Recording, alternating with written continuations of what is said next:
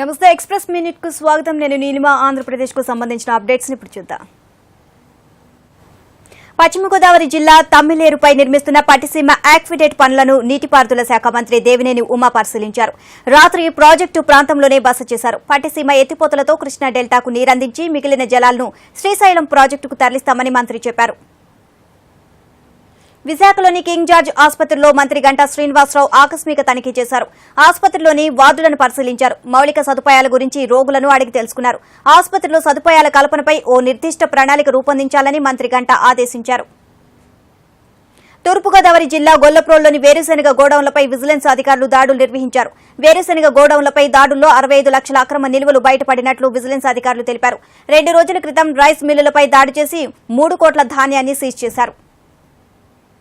ఏపీకి ప్రత్యేక హోదా కల్పించాలని కర్నూలు జిల్లాలో అఖిలపక్షం ఆధ్వర్యంలో రౌండ్ టేబుల్ సమావేశం నిర్వహించారు. ప్రత్యేక హోదా కల్పించకపోతే రాయలసీమ మరింత నష్టపోతుందని నేతలు అభిప్రాయపడ్డారు. ప్రత్యేక ప్యాకేజీ ఇస్తే తప్ప రాయలసీమ అభివృద్ది జరగదని, ప్రతి ఒక్కరూ పార్టీ జెండాలు పక్కన పెట్టి ప్రత్యేక హోదా కోసం పోరాడాలని పిలుపునిచ్చారు.